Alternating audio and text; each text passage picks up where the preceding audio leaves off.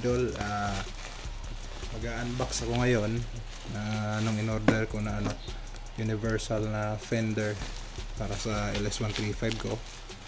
Dito ko yan nabili.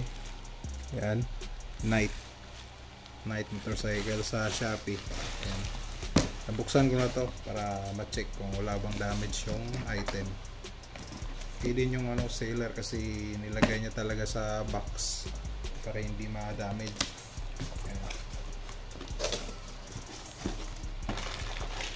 Ito yung niya, mga bracket na kasama. Tapos ito yung fender. Ayan, yung fender lang. Tanggalin natin yung ayan.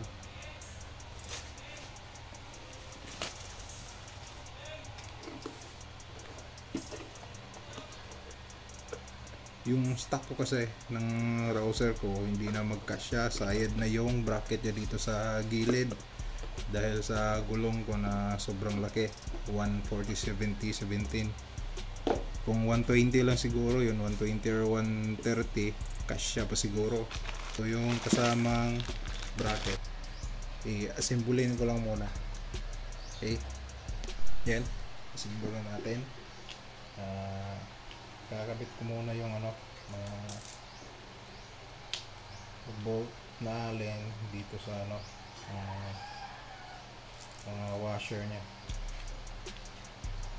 para diretso na lang kabit. Ito muna yung unahin natin. Wala namang baliktaran to, basta itong mahaba, ayan, dito din sa mahaba. Tapos dito sa kabila, ganoon din. Ito, bolt at nut. Tapos dito naman, yan. Dito na lang kayo mag-a-adjust sa mga butas na yan kung gaano kahaba o ilan yung distansya na gusto nyo sa gulong at saka dito sa fender na gagamitin nyo. Ngalin yung mas mahaba, doon mo ilagay sa maliit dito sa maikli dito sa fender. Ayan. Ayan. Same procedure dito sa sa kabila. Yung maikli dito sa mahaba, tapos yung mahaba naman dito sa kabila sa maikli. Ayan. Tapos na. Ayan, higpitan na lang yan. Kulang lang yan sa sa higpit.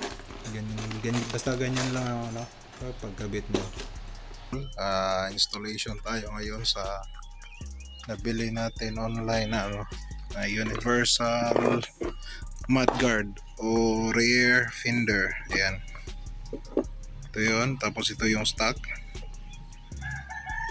Tinanggal ko na yung bracket.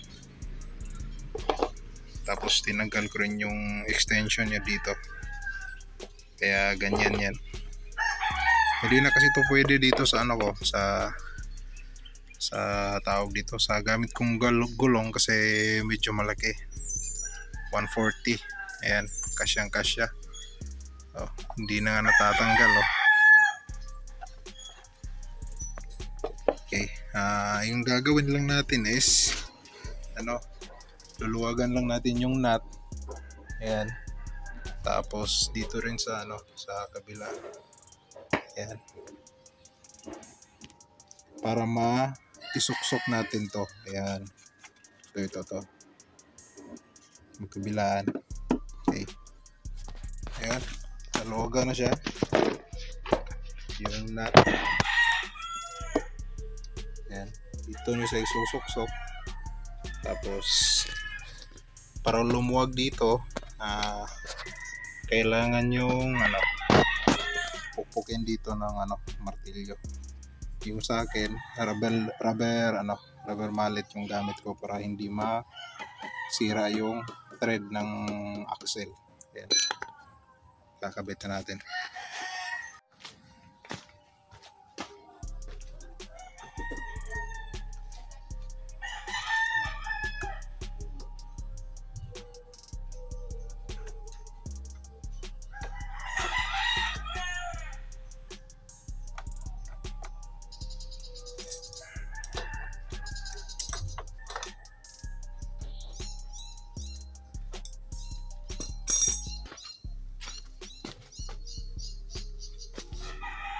Yun, kabit na. Madali lang. Pag-a-adjust naman ito, ito lang, yung may mga butas dyan, yung pinakita ko kanina sa during installation, I mean, assemble, tsaka yung pag-unbox.